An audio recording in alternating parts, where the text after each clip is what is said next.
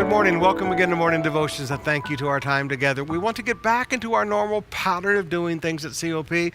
During revival weeks, on that Friday night, I preach on healing, and we pray for the sick, so we'll be looking forward to you. If you're sick in your body, come to the service this Friday night.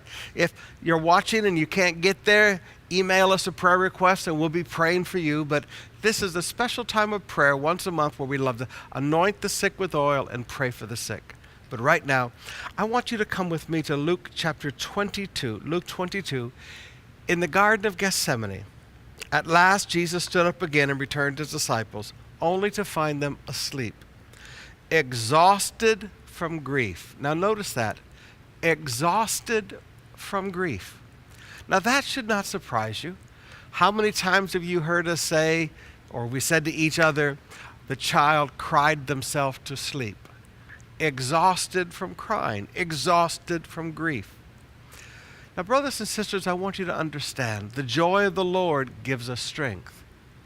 Grief exhausts us. Now, each one of us in life faces things that bring us grief. The death of a loved one, the death of a friend, a failure, a loss of business, a loss of finances, whatever. Problems of life come. And those problems of life bring us grief. But if we're not careful, that grief drains the strength right out of our lives. And I want to challenge you today. Rather than allow grief to just drain the strength out of your life, let the joy of the Lord be your strength.